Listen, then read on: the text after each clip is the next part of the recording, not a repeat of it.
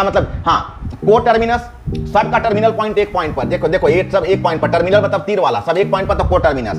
को इनिशियल मतलब सब का इनिशियल, इसी को पलट दो, सबका यहां से ऐसे ऐसे निकाल दो, ये हो गया को इनिशियल। अब बोलो निगेटिव वेक्टर के बीच का एंगल कितना होता है? अभी तुमको बताए थे कि अगर एक ऐसे दूसरा अगर ऐसे तो इसको निगेटिव वेक्टर बोलते हैं, इसको एंटी पैरेलल कहते हैं। और एंटी पैरेलल के बीच का एंगल कितना डिग्री होता है? तो एंटी पैरेलल के बीच का डिग्री 180 डिग्री होता है। The magnitude of two vector 3 और 4 डॉट प्रोडक्ट 6 है, तो क्या हो जाएगा? क्या हो जाएगा, कैसे बनाओगे? तो a डॉट b जिसका मान 6 दिया हुआ है बराबर a गुने b, तो 3 गुने 4 हो जाएगा, और इंटू कॉस थीटा मतलब 1/2 का मतलब 60 डिग्री, 60 को ही लिखते हैं π/3। आ जाइए अब यहां से हम लोग आते हैं स्केलर एंड वेक्टर में। एक बिल्कुल एक क्वेश्चन आने का, ये दोनों पॉइंट में से एक क्वेश्चन रहने का चांसेस है। 58 और 59 में एक क्वेश्चन रहने का चांसेस है। क्या कर देगा? एक आइडेंटिटी दे देगा, कहेगा स्केलर है कि वेक्टर है। समझ रहे हैं बात को ना? जैसे मान लेते हैं कि यहीं से क्वेश्चन उठाएगा और आपको दे देगा कि इंपल्स स्केलर है कि वेक्टर है, 4 ऑप्शन आपको बना देगा। तो अगर आप इस पॉइंट, ये दोनों टॉपिक्स को, ये 58 59 को अगर अच्छा से देख करके जाते हैं तो मेरे समझ से एक क्वेश्चन आपका पक्का होना चाहिए। उसी प्रकार से यहां से जैसे अगर आप 49 से लेके 57 तक अगर देख के जाते हैं डायमेंशन में, तो हमारे समझ से एक पक्का होना चाहिए, हमारे समझ से जरूर होना चाहिए। तो ऐसे कुछ ट्रिक्स हैं जो अगर आप फॉलो करें अभी,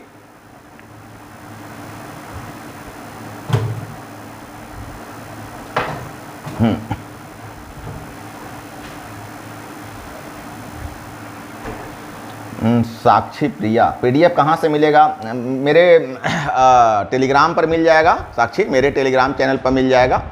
और अगर वहाँ बाय द बच्चों की बहुत इंपॉर्टेंस है, और कोई बच्चे अगर बाय द हमारे टेलीग्राम को अभी तक सब्सक्राइब नहीं किए होंगे तो हो सकता है उन्हें वहाँ नहीं मिले।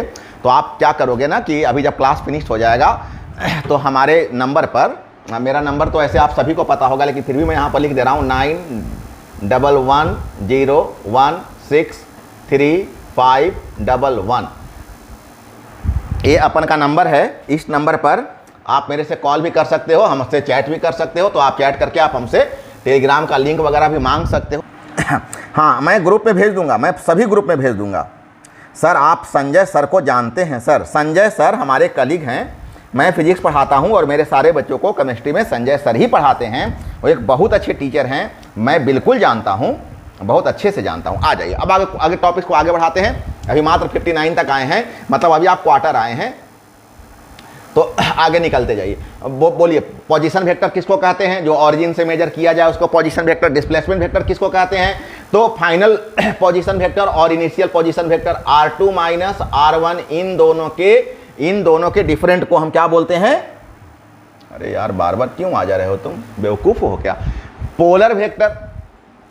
अभी देखिए इसमें एक अच्छा चीज आपको मिलेगा कि जैसे कह देगा कि डिस्प्लेसमेंट है या वेलोसिटी है या एक्सेलरेशन है, कैसा वेक्टर है, कैसा वेक्टर है। अब कैसा वेक्टर में बच्चा कंफ्यूज कर जाता है। वो ये तो जानता है कि वेक्टर है, लेकिन कैसा वेक्टर, इसमें वो कंफ्यूज कर जाता है। तो यस पोलर वेक्टर है। उसी प्रकार से टॉर्क जो घूम रहा है, टॉर्क हो गया, एंगुलर मोमेंटम, सब कैसा वेक्टर है? तो एक्सियल वेक्टर है। तो बच्चे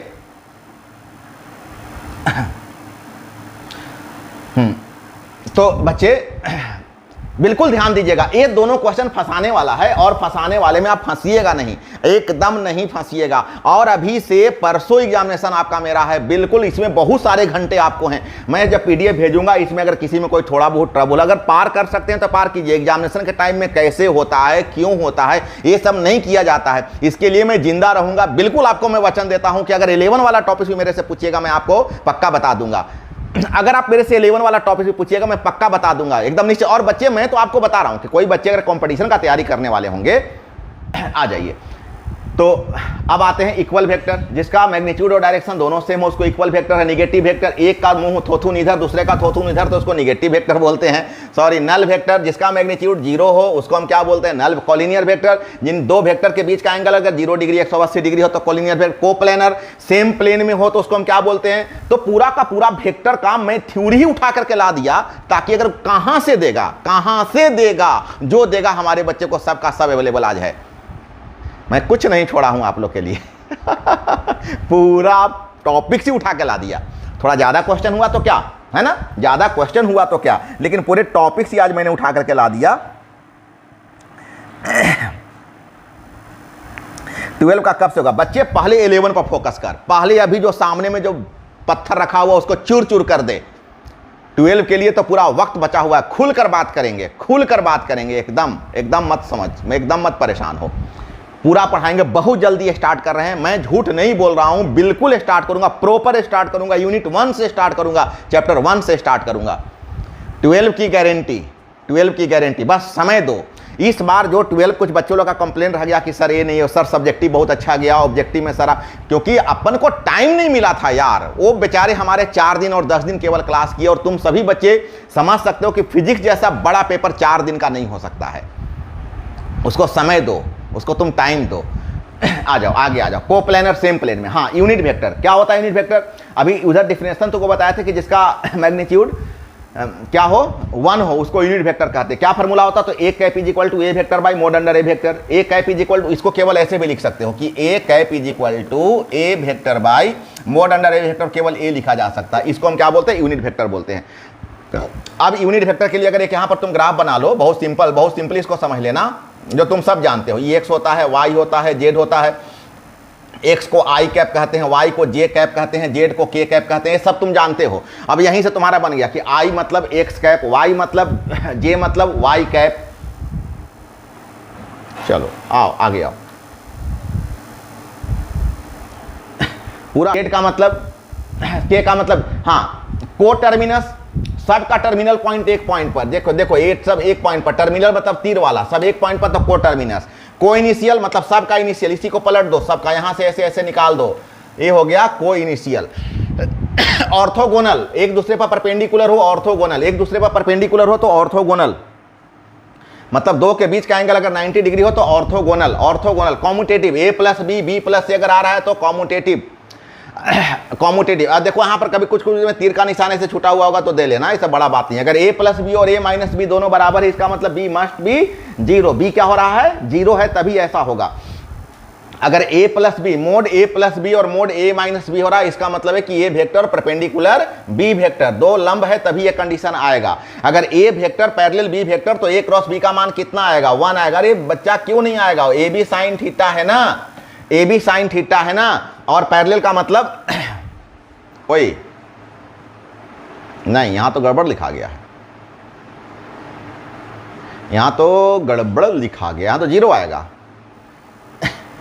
यहां तो 0 है। अगर बॉस यहां पर, अब हम ऐसा करते हैं ना कि यहां पर डॉट कर देते हैं, यहां पर डॉट कर देते हैं, डॉट कर देते हैं। A dot B is equal to कितना आएगा? ए बी आएगा यहां तो।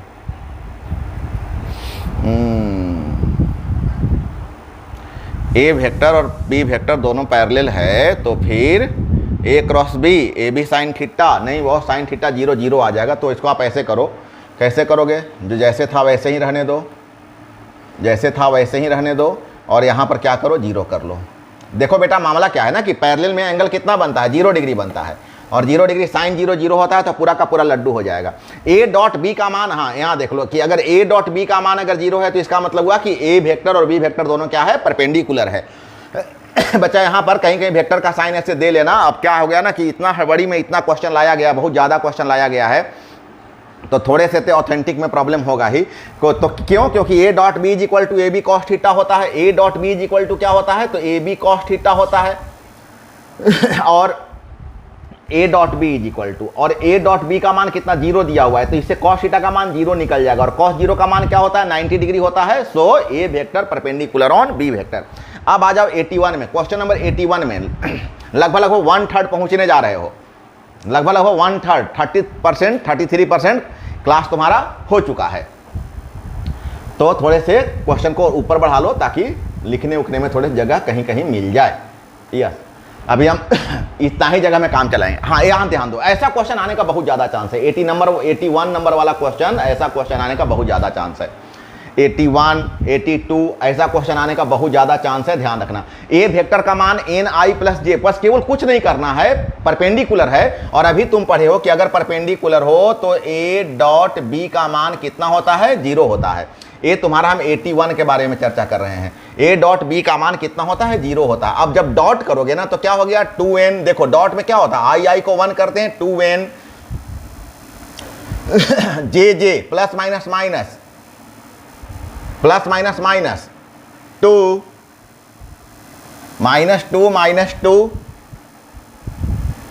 Is equal to 0। बहुत अच्छा, इसका मतलब 2n इज इक्वल टू 4। ऐसा क्वेश्चन हम पहले भी बता चुके हैं। n का मान कितना आ गया है 2, देखो आंसर में लिखा हुआ है 2, यहाँ देखो आंसर में 2 लिखा हुआ। उसी प्रकार से the angle between a and b, तो क्या करोगे, कैसे निकालोगे ये वाला, कैसे निकालोगे, क्या करना, हम केवल हेल्प कर देते हैं। क्या करना, पहले a डॉट b निकाल लेना, उसके बाद क्या करना, मोड a निकालना। मोड निकालने आता है, कैसे निकालोगे mode, √1 square plus 2a square plus -1 square. b भी मोड निकाल लेना, √1 square plus 1 square plus -2 square. तो तुमको सब चीज मिल गया, मोड a मिल गया, मोड b मिल गया और कॉस थीटा। अब ऐसा करते हैं कि तुम्हें अगर पैसेंस होगा समझने का तो समझो।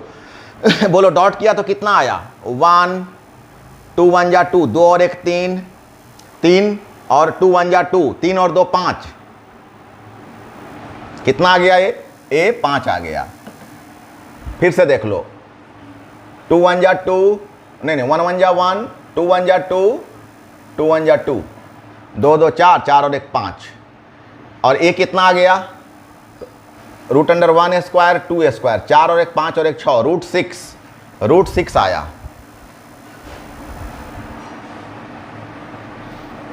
और ये भी कितना आया, 1 1 1 4, 4 √6 से भी आया। कुछ गड़बड़ हुआ है,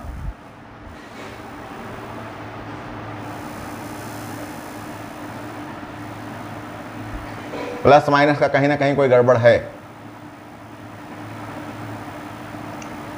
प्लस माइनस का कहीं ना कहीं कोई गड़बड़ हो रहा है। हमारे समझ से इसमें कोई एक माइनस है, ये सर शायद ये माइनस है, यस यस यही माइनस है। हाँ तो कितना हो गया, तब हो गया 3 और हो गया, यस अब सही आ गया। 3/6 इज इक्वल टू cos 30, 3 दूनी 6 और 1/2 का मान कितना होता है 60 डिग्री। थोड़े से बॉस यहाँ पर माइनस केवल कर लेना, यहाँ ये माइनस में है और उसके बाद तुम्हारा सब सही हो जाएगा। उसी प्रकार से the force of 4 Newton makes an angle 30 degree with x axis. अब ये थोड़े न्यूमेरिकल बेस है, एक क्वेश्चन थोड़े न्यूमेरिकल बेस है।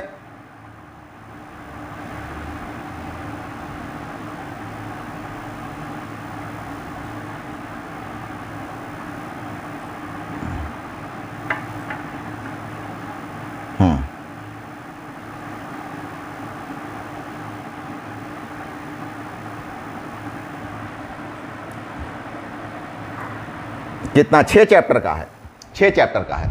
तो ए वेक्टर में ए सारा का सारा क्वेश्चन पहले कि अगर ए डॉट बी और ए क्रॉस बी दोनों बराबर है तो दोनों के बीच का एंगल 45 डिग्री आएगा। अगर the magnitude of 2 vector 3 and 4 dot product 6 है तो क्या हो जाएगा, क्या हो जाएगा, कैसे बनाओगे, तो ए डॉट बी जिसका मान 6 दिया हुआ है बराबर ए गुने बी, तो 3 गुने 4 हो जाएगा और इंटू कॉस थीटा मतलब 1/2 का मतलब 60 डिग्री, 60 को ही लिखते हैं π/3। तो सब मौखिक बनाने का है। अब देखो जैसा क्वेश्चन तुम 81 बनाए हो वही सेम क्वेश्चन तुम्हारा 86 है, तो बना लोगे। यहाँ पर सीधे सीधे मान पूछ रहा है, x का मान पूछ रहा है तो 12 आ जाएगा। अब बोलो निगेटिव वेक्टर के बीच का एंगल कितना होता है, अभी तुमको बताए थे कि अगर एक ऐसे दूसरा अगर ऐसे तो इसको निगेटिव वेक्टर बोलते हैं, इसको एंटी पैरेलल कहते हैं। और एंटी पैरेलल के बीच का एंगल कितना डिग्री होता है, तो एंटी पैरेलल के बीच का डिग्री 180 डिग्री होता है। ए क्रॉस बी का मान अगर 0 है तो अभी देखो यही क्वेश्चन हम लोग वहां बनाए थे, वहां पर अगर दोनों पैरेलल था तो 0 आ रहा था, यहां पर 0 है तो पैरेलल होगा। Dot product of 2 similar i dot i जे के डॉट के 1 होता है, देखो यहां पर लिखा हुआ है। डॉट प्रोडक्ट डी सिमिलर होता है तो 0, क्या मतलब कि अगर i को j के साथ, j को k के साथ, k को i के साथ तो 0। Cross product i cross i, j cross j का मान 1, a डॉट b का मान a b cos theta, a cross b का मान a b sin थीटा। देखो कितना सारा पूरा का पूरा वेक्टर ही तुम्हारा उठा करके हम यहां पर ला दिए हैं। जिस बच्चे को वेक्टर में कंसेप्ट थोड़ा कम होगा वो अच्छा से देख करके जाना। अगर ए वेक्टर बी वेक्टर परपेंडिकुलर है तो ए क्रॉस बी और ए डॉट बी दोनों बराबर होगा। अगर ए दोनों पैरेलल हो तो ए क्रॉस बी का मान 0 होगा, है ना। एंगल देखो यहाँ एक्स भी आई है 3 है और वाई भी 3 है, तो 3/3 मतलब 1। और देखो फॉर्मूला क्या होता है यहाँ पर हम बता देते हैं। अरे यार ये बहुत डिस्टर्ब करता है यार, वहां पर उठाता ही नहीं है एक्चुअली, वहां लिखने का प्रयास करो ये गड़बड़ हो जाएगा। यहाँ देखो tan theta is equal to क्या होता है ए वाई का मान कितना है 3 और ए एक्स का मान भी कितना है 3, कट गया तो कितना होगा 1 और tan में 1 किसका मान होता है तो 45 डिग्री का होता है। तो बच्चा थोड़े से एक्टिव रहने का जरूरत है। चलो आओ, एक क्वेश्चन पता नहीं, what is the value of A cross ए, एक क्वेश्चन अधूरा है, 99 नंबर क्वेश्चन अधूरा है, इसको छोड़ देना, इसको मत करना। Question number 100, what is the angle between two vectors is the ratio of dot and cross is √3। तो अगर डॉट और क्रॉस दोनों का अगर रेशियो, ध्यान देना, बहुत अच्छा क्वेश्चन है। ये डॉट है और एक क्रॉस है, इसका मतलब हो गया ए बी कॉस थीटा और इसका मतलब हो गया a B sine theta. Dot और क्रॉस का रेशियो कितना दिया हुआ है? तो √3 दिया हुआ है।